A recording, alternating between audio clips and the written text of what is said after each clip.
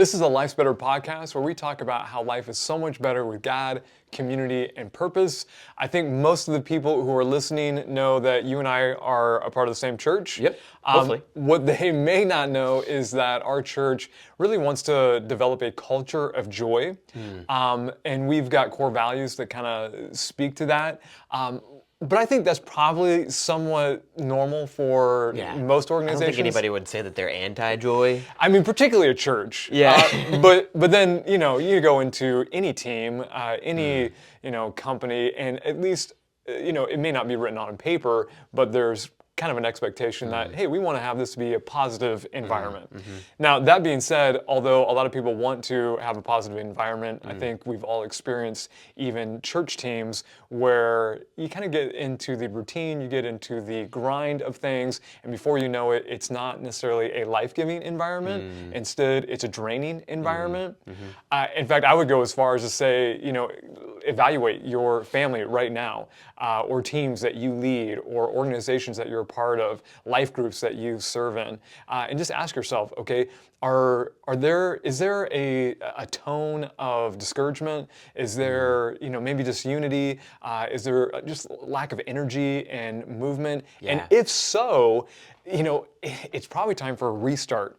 And today, that's what we're talking about. We're talking about a tool that you can use that may be one of the most significant and actually one of the easiest tools to apply to create a restart for a positive environment, and that is to speak intentional words of encouragement. Yeah. In fact, in our church, our third core value, I'm not going to put you on the spot, Josh, our third core value is that we want to have joy on our face and encouragement on our lips. The idea being that since we're in Christ, I mean, the circumstances around us might actually cause us to be a little unhappy, but because of the unity that we have with God through Christ, there is joy in us, and we can have that whenever we want it. And so today we're going to be talking about how we can have maybe a restart in some of the environments, whether it's a home, whether it's a team you're on, through intentional encouragement. And we're going to look at the anatomy of encouragement in just a bit. But before we get there, we're going to play a game called Sugarcoat It. Sugarcoat it. And the idea behind this is probably, again, coming from a biblical teaching that as Christians, we need to speak the truth, but we need to speak that truth in love. Yeah.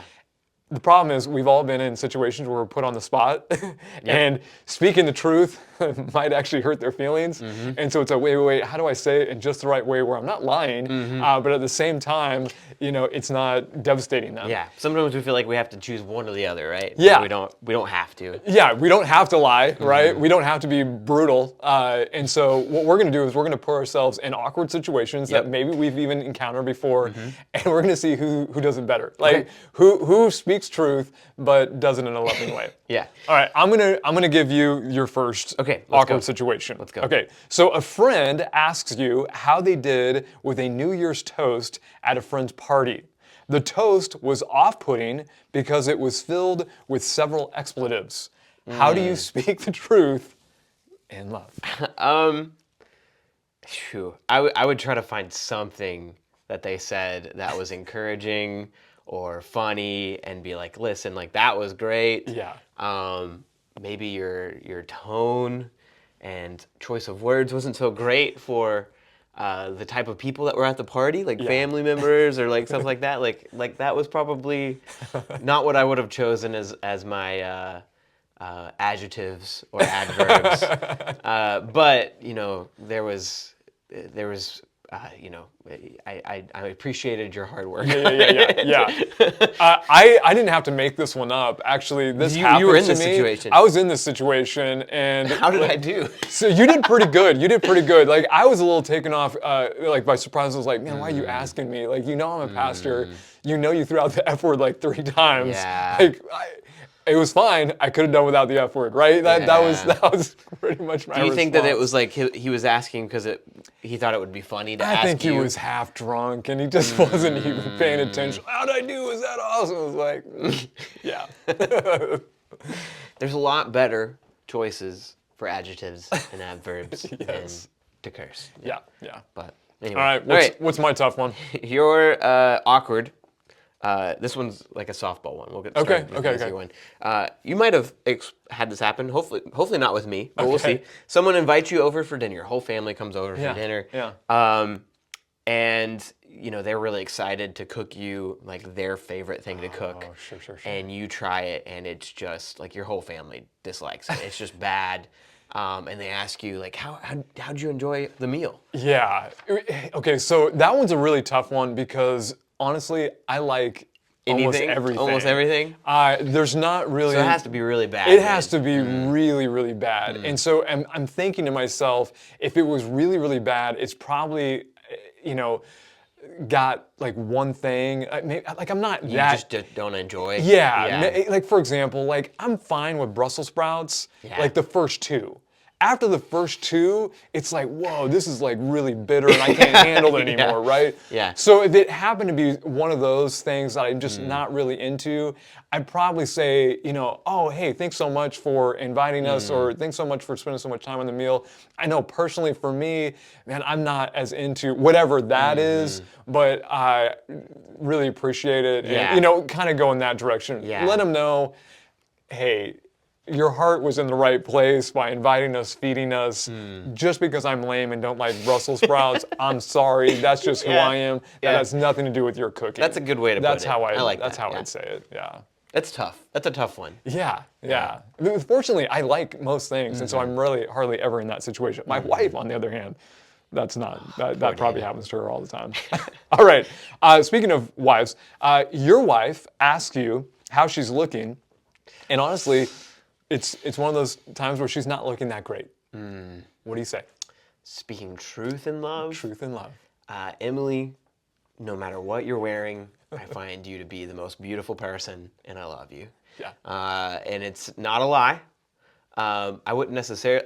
Man, there's one of those things where you got to pick your battles, and it's just like you could be in the ugliest looking outfit, but I would still find you to be the most attractive person. Yeah, no, that's where my mind goes too. I always find you attractive.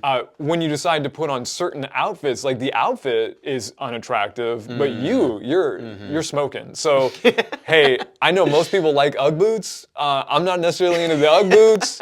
So you choose, right? You Yeah. look amazing though. Yeah, I like that. I think that was perfect. Yeah. All right.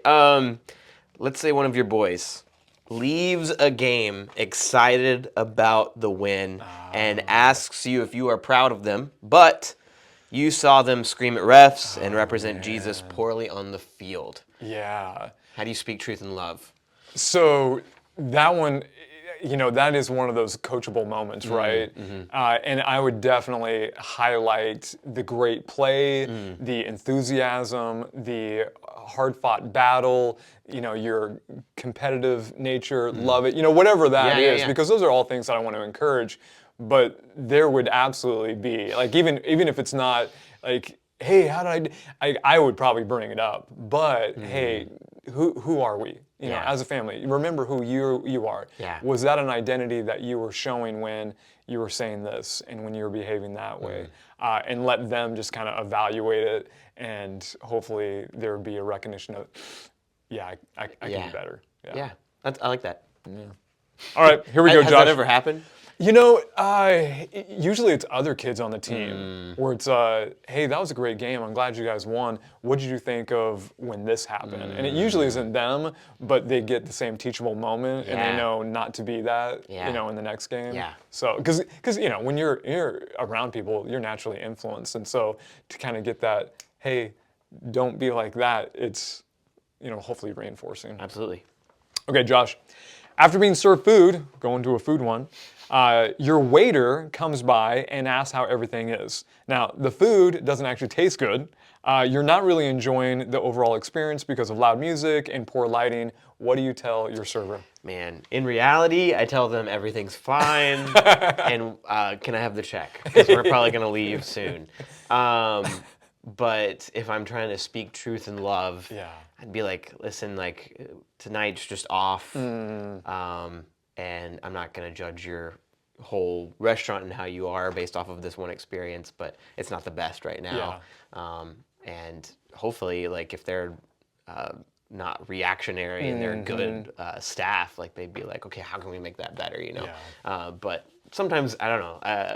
I'm like, this is a really good example, but literally the other day, Emily and I were at one of our favorite restaurants ever, which is Lichos. Yeah. And they bring us for the first time ever, both of us the wrong food. Oh, no. And turns out it was just like somebody else's food. Yeah.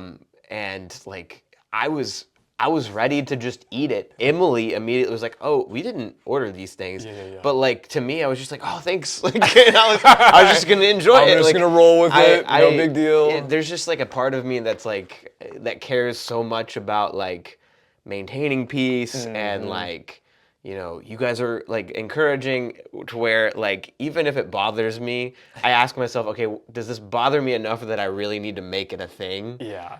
Even if it's just, hey, this isn't what we ordered. Yeah. I don't know. Like I'm with you, particularly in the restaurant situation. I'm the guy who just like, it's fine. Yeah. Like and if it's awful, it's just one of those things like, I'm going to roll out and then, you know, I'm sorry that I probably will never come back. yeah, if it's a place that I've never been to before, man, like if you're a restaurant, like those are the people you want to like really try to impress. And so like to have an awful experience all around is just horrible. Yeah. But They probably would prefer the honest feedback so that they can improve. yeah. Number 3. Yep. Someone when asked by you, if you're a Christian, if you're a believer, Yeah. they say, "Oh yeah, sure, I grew up in church and I go every Easter." Okay, so I'm talking with somebody, and do I engage the conversation and say, hey, where are you at with your faith? Yeah, like they maybe ask you where, like this is, at least for me, like they ask you, what's your line of work? Yeah. You say you're a pastor, and they're like, oh yeah, you know what? I grew up in church, and I go every Easter. I would call myself a Christian. Yeah, you know, I'd probably, depending on, you know, what the ongoing relationship is going to look like, I might kind of do a, hey, you know, that's great. If you're interested, you know, in Christian community on a more regular basis, hey, let me invite you to Anderson Christian Church. You know, one of those things.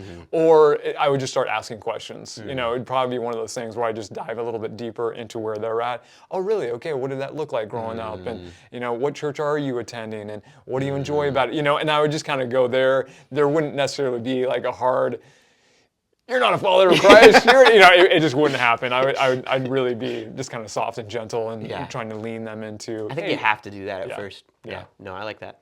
All right, last one, Josh. Someone shows you a photo of their baby and says, "Aren't they so cute?" And their baby is definitely not so cute.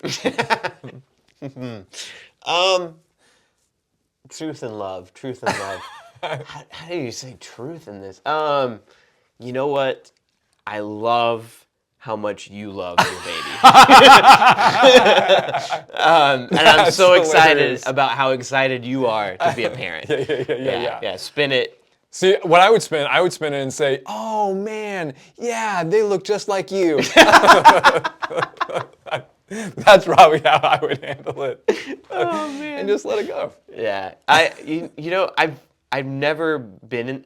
All babies are like, I know, kind of the same, and they're all kind of cute. Like, there's, I mean, even the ugly ones, they're still cute because they're a baby. I know. And so I don't know. Like, I've never also ever, and I'm sure like when or if Emily and I have a baby, like I'll look at that thing and I'll be like, this is the most amazing looking baby in the world. But every time anybody's shown me a picture of their baby, I've been like, it's a baby. Oh, it's a baby. It's a like, baby. thank you. So like, I've never been overwhelmed by the cuteness.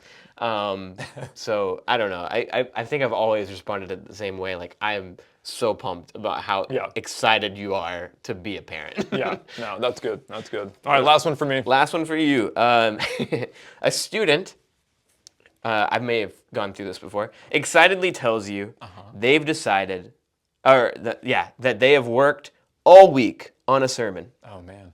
And have decided that they'd like to share it on Sunday instead of whatever you've planned. So that's happened to you a few times? Once or twice. Yeah. That's pretty intense. On a Wednesday, yeah. The level of like passion, love it. Work ethic, love it. But the truth would definitely be why are you just telling me now? It's like, hey, if you've been working on this and now we're like 10 minutes till, like we've got a game plan. Love that you're wanting to do this, but we're going to stick to the game plan. And next time, let's talk about that ahead of time. Yeah, now, I would yeah. say it a lot more gently than that, but the overall message would be, we don't do things around here that way. Like we want to have something planned out. We want to have it organized, and I'm all for you participating, but it's not going to be this Yeah, week. I think one of those things that like I've had to teach over and over again is everything that happens on Wednesday and Sunday is not just like kind of thrown in together. Like we don't all just like show up Yeah. and then these things just happen. I'm sure we could maybe do a Sunday that way, but like it would not go very smoothly. Yeah. And it certainly wouldn't, like if Jonathan just got up there and kind of just talked about whatever, like God could absolutely use it and somebody's life could be changed forever. But it's way better that Jonathan prepares all week for it and like prepares even weeks in advance about like what we're gonna tackle that day. And to tell students like, hey, like it's great that like you're excited about these things, but like we need to plan for these things well in advance. We don't need to just show up and expect to go a certain way or expect us to be able to teach. Like you can't just show up when I've told you like, hey, like, yeah, sure, you can have this time and not have prepared anything, Right. you know? Yeah. And to just expect to do incredibly well. Like it's something that takes time. So I'm glad you would do that. I think our church does a really good job of like taking people who are interested in an area like that and giving them opportunity. Yeah. And I think that if you like if we didn't encourage that, like that would be really, really tough to like just shoot down. But yeah, no. Yeah. Good job. Speaking truth in love, Jonathan. I thought you did a good job. What do you think?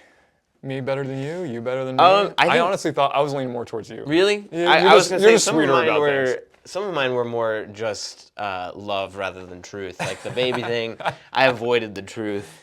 Yeah, but I was just like a snarky jerk. So, yeah, we probably both have work to do, but at the same time, we both did a great job. Yeah. Truth and love? Truth and love. We We did a great job. Well, today we are not just talking about sugarcoating truth. Really, the reason behind this exercise was just to demonstrate how difficult it can be to speak encouraging words Yeah. in any given situation. Yeah. In fact, I think we've probably all had those moments where maybe we saw somebody do something pretty incredible, and so we were compelled to share something with them, and then the only thing that came out of our mouth was, good job tonight, and it's like, I wanted to say something so much better and more profound, or, hey, you're leading things well, good, how much more impactful? I'm sure it's good to still say those words, but how much more impactful would it be if we actually took the time to give that intentional encouragement? Yeah. And I was reminded of this, and this is actually the reason why we're even covering this on the podcast this month. I was reminded of the importance of this a few weeks ago when I was doing my niece's wedding. So earlier this year, the beginning of this year, my niece gets engaged, and she reaches out and says, "Hey, can you do the wedding?" And I was happy to do that. I'd be lying though if I didn't say that there was added pressure because she's family. It's one of those things that in any wedding, I want to do right by the groom and the bride and their family. But when it's your family, you do not want to ruin that because that's like for Makes it- decades yeah. awkwardness around the Thanksgiving table, right? And so went into it and didn't like stumble over my words too poorly. I didn't forget to tell the groom to kiss the bride, and eventually, dismissed everybody for drinks and hors d'oeuvres, food before dinner and dancing.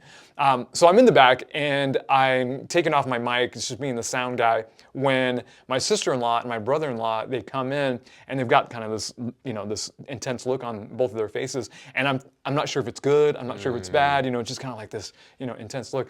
And then they begin to like share with me really heartfelt, meaningful praise about how well that went.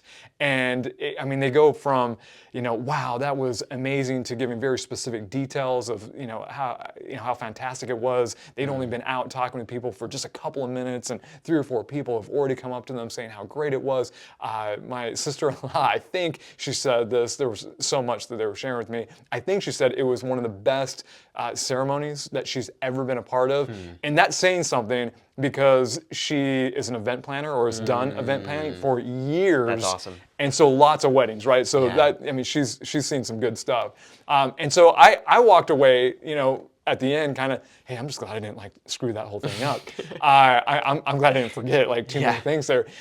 To hey, who else needs to get married? Yeah. Hey, Let's you look go. like a happy couple. I'm ready to go. Let's get some people married today. And it just reminded me of the impact that a really thoughtful, intentional word of encouragement can have on somebody. This is, I would go as far as to say this too, just to kind of put this in kind of frame this. I have been communicating, whether through sermons or Bible lessons or anything having to do with the church, since I was 19 years old, every single week since I was 19, multiple times a week, with the exception of just a couple of years that I kind of backed away from that. And I would say that the encouragement that I received at that wedding was probably the most that I've ever had for any communication that I've ever done. Now, I may be overstating it because it's recent and fresh, but seriously, walking away was that was really meaningful encouragement. Yeah. And so what we're going to do is kind of give you some of the anatomy for how to speak that type of encouragement into the environments that you're a part of. Start off with a Bible verse. We've got one in Proverbs. Proverbs 26:28 says, "A flattering mouth works ruin." So. You know what? That was not the one that I was expecting to read. I think I probably gave you the wrong one. The one I was hoping you were going to read is actually Proverbs 10:11, which is fine. It says, "The mouth of the righteous is a fountain of life." Yeah, We're going to read that one in just a moment. That's all me. You're fine. But Proverbs 10:11 says, "The mouth of the righteous is a fountain of life." And so the question that I want all of us to kind of wrestle with is, is the encouragement that's coming out of my mouth, is it really impactful, or is it just ineffectual comments, right? Yeah. And so we're going to talk about how to really make it impactful and powerful. And so there's a lot we could say about this topic. We're going to share just 3 pieces of the anatomy of good encouragement, just to kind of get the ball rolling and getting you headed in the right direction. The first aspect is sincerity. That when you are speaking encouragement, it really needs to be sincere. And for me, that means checking my motives for why I'm saying what I'm saying. I think we've had that moment in our lives where you're giving encouragement that you don't really mean. Maybe culturally it's this is expected. They just came off the stage, and so I'm kind of expected to say something really kind and nice, but you don't really mean it. Or maybe you've had those moments where your motives are really more about you, and so if you give that word of encouragement, well, then maybe they'll do something for you. Or maybe just in a weird way, you just feel better about yourself when you're speaking. And it's not about them, it's about you. And so just checking your motive, why am I sharing what I'm sharing? Now, this is where the verse that you read came in, which was it Proverbs 26? 26:28. Yeah, a flattering mouth works ruin. In the original Hebrew, that word ruin actually is connected to a root word, which means to push or to drive away or to cast down. And so I think I know I have certainly had those experiences where someone just kind of laid it on really, really thick with their encouragement, but it wasn't sincere, and it actually had the opposite effect where it pushed me away. And if we're not careful with our words of encouragement, they can actually push people away if they're not sincere. An example in my life came a number of years ago. My wife and I were actually on this team, and we were taking on some more responsibility. And so the woman who was heading up the team was sitting down and kind of talking us through this new responsibility.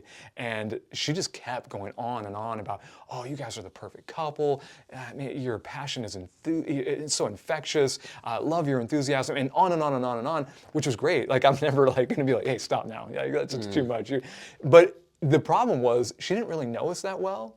She had only worked with us from a distance. And so everything she said, there was a part of me that hoped she was right, but it was there's no way that you would actually know that to be true, because we just don't know each other that well. Yeah. And I found, rather than being drawn to her, I really actually found myself kind of being pushed away from her. And that's what happens when we're not sincere. Now, to give a really good example of what sincere compliments look like, again, I'm going to go back to this wedding. I'm going to keep giving examples because it was really impactful in my life. But when my brother and sister-in-law came up to me, one of the ways that they made this really sincere was they mentioned one of the concerns that they had about the wedding.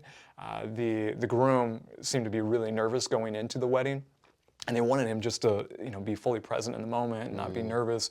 And then so they said very specifically, that was a concern we had, but as soon as we saw you interacting with him and our daughter, even the night before at the wedding rehearsal, they could visibly see things kind of, the tension going out. There was a sense of confidence. That's awesome. And mentioned how I don't think that would have happened had someone else led the ceremony.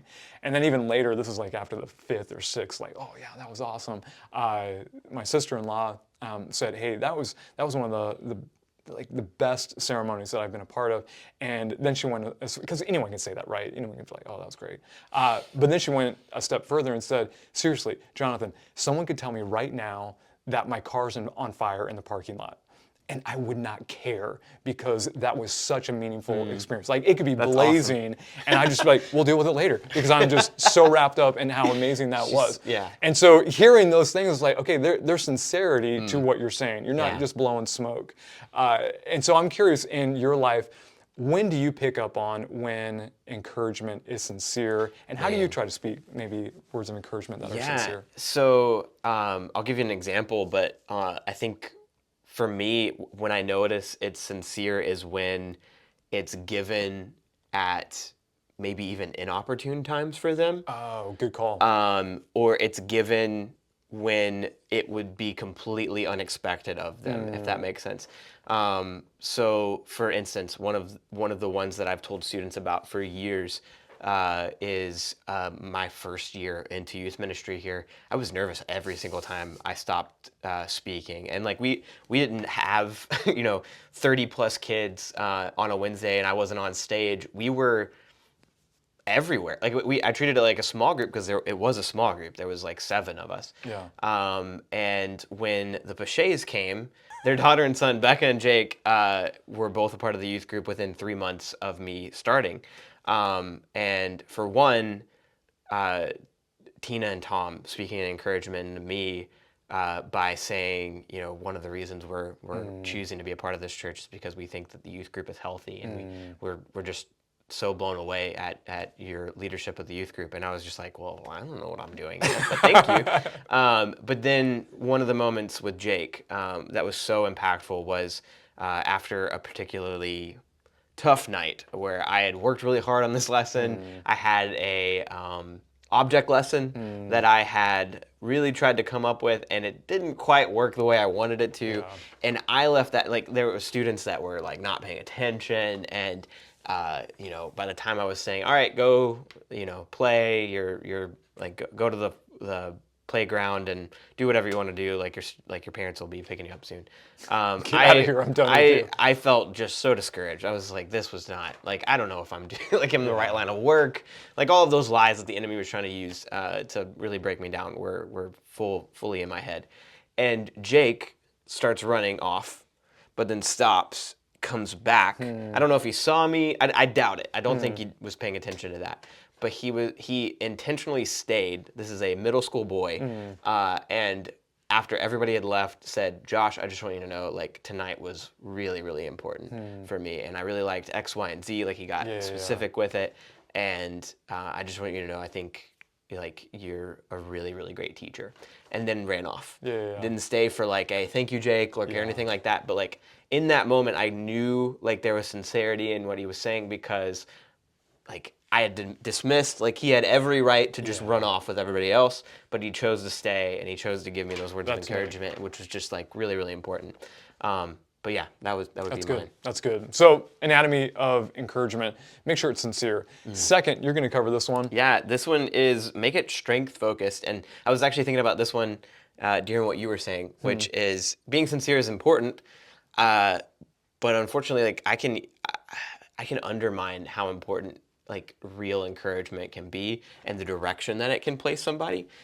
because I've said encouragement to people that I didn't necessarily mean, and it just encouraged them to keep doing something that wasn't necessarily their strength. Yeah. And here's the thing: God has given us all gifts, and God can use us in our weaknesses, absolutely. But it's really important that as followers of Christ, we identify the strengths in others and we encourage them in those strengths and in the things that they're actually gifted in.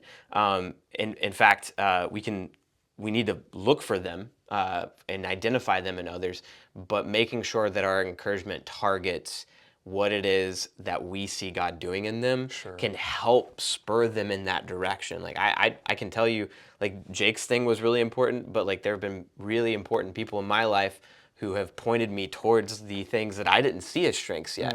But if they didn't do that sincerely, if they didn't, and they pointed me towards a weakness, You could be doing ballet right now. yeah, and I would be the worst ballet dancer ever. Timothy actually gets this from Paul, where Paul knows Timothy well enough to know his strengths and identify his strengths, and he tells him in 1 Timothy or 2 Timothy 1:6, says, "Fan into flame the gifts God has given you." Well, if we're doing that for each other, we're able to fan that flame in others, and maybe even help redirect if they're going in the wrong direction. Be like, hey, actually, I've seen this.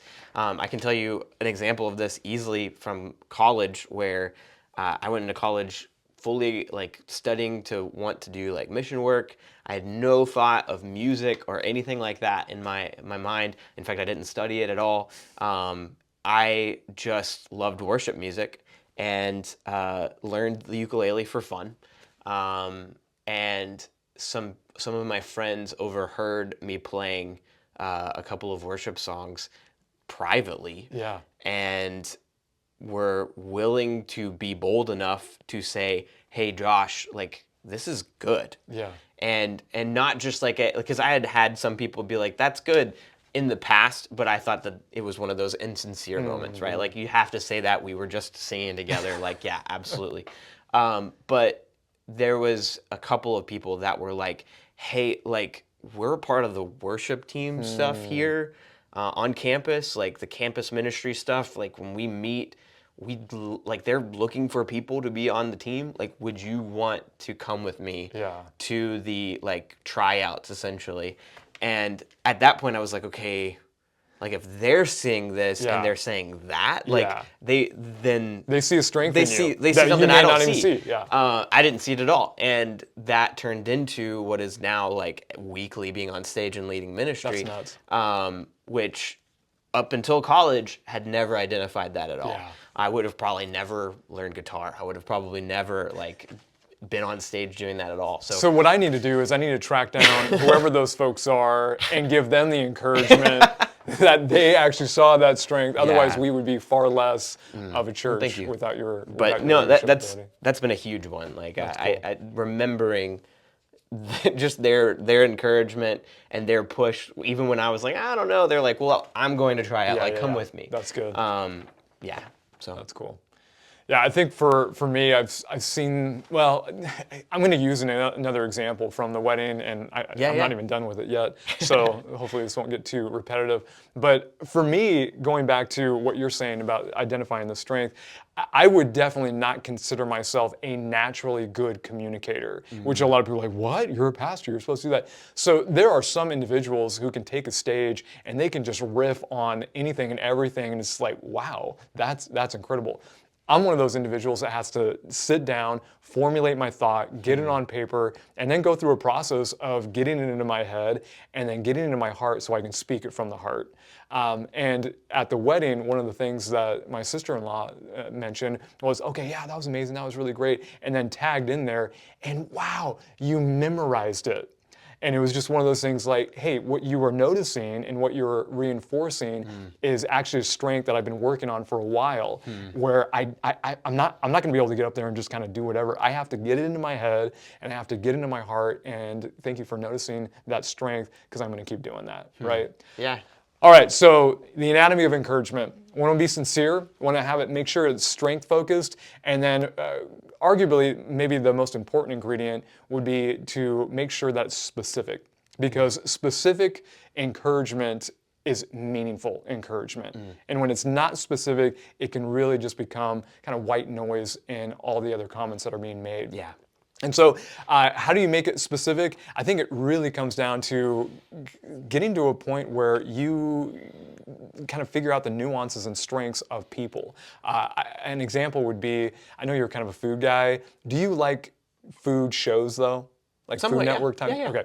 So what I've noticed on like food shows is those who are judging, when it comes to the competition, those who are judging the dishes, they can be the most simplest of dishes, but they have this ability to bring all kinds of insight into the dish that I would completely miss. Like they've refined Yeah. their palate in such a way that they're picking up on flavors that, I'd be like, yummy. Like, I don't know, like it's yummy, but they're saying you did this and you did that. And the only way they can do that is they refine themselves to find and see those things. And I think this is what we have to do with people.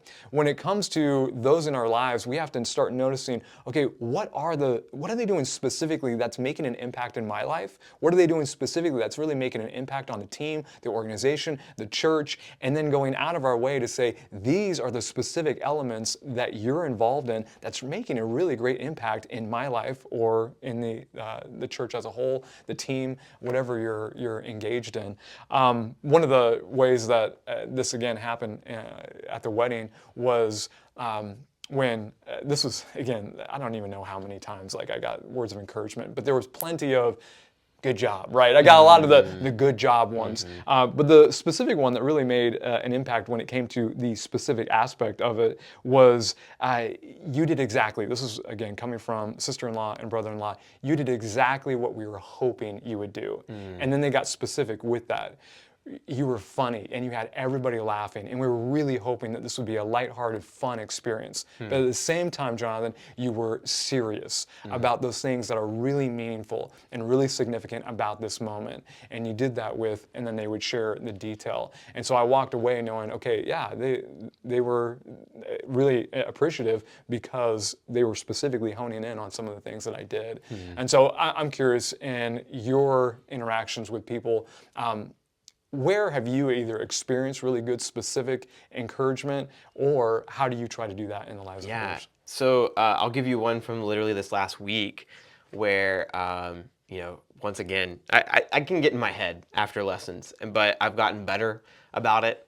I do try to just kind of shut off that personal critique until later, because as soon as you get off the stage is not when you need to be doing that. You need to be focusing on the relationships that are there and just be like confident, God took care of it. If it was bad, God took care of it. If it was good, God took care of it. Doesn't matter.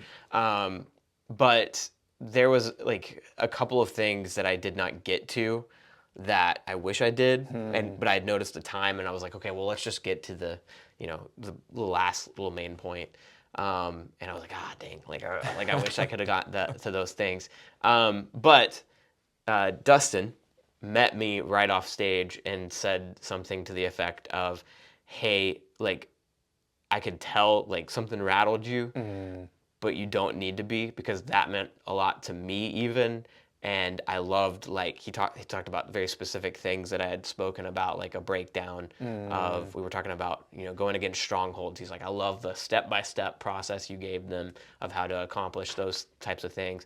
And getting very specific with it was really, really important.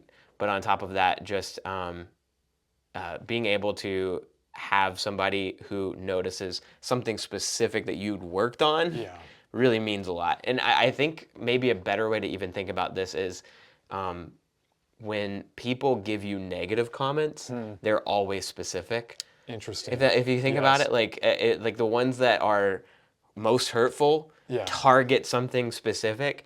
And so no one says, hey, you did a bad job. Yeah. It's like hey, I hated this thing, right? Well, if that's potent, then the opposite is also potent. If I get hyper specific about an encouragement, it's going to be something that they remember, if that makes sense. And so I don't know if you remember this, I'm sure you do, but a few weeks ago, you encouraged everyone to be more encouraging weekly. And I've had it in my like phone to like every single day, like make a note of encouragement to somebody. And on those really busy days, I find myself messaging somebody just something very, very vague. And I'm like, "Ooh, let's pause. Like, is this really gonna actually be speaking to life? Or if I'm just doing this to like get it off my to-do list for the day, and then I have to take a step back and I'm like, okay, let's really actually put some thought into this because I don't want to send it if it's not going to be something that's like meaningful. Yeah. And getting specific is like one of those things, right? Like you like don't just say, I really love how if I'm encouraging one of my leaders, I really love how great you are with the kids. Okay, how are they really great with the kids? Yeah. Let's like just pick one thing Yeah. that I really like about how they're great with the kids, and let's describe it Yeah. instead of just saying it was great. I love that you're doing that. It's almost like when you're teaching somebody how to write a good essay. You know, you show, don't tell, right? Yeah. So I remember like when you first get into like deeper writing, Yeah. your teacher's like, okay, you wrote that, you know, your summer break was great, like 3 times. You said it was great, it was fun. I don't know anything about what you did on spring on your break. Like what made it fun? Like give me the details. Yeah. Right? So That's good. So don't forget that, you know, meaningful encouragement is specific encouragement. I love this verse in Proverbs chapter 25, verse 11. It says, "A word fitly spoken is like apples of gold in a setting of silver." Meaning, those individuals who are able to target with specific encouragement can be bringing life and energy to an individual and a group in a way that they don't even anticipate. So, our encouragement to you is, what are you waiting for? Get out there and speak some meaningful encouragement to those around you.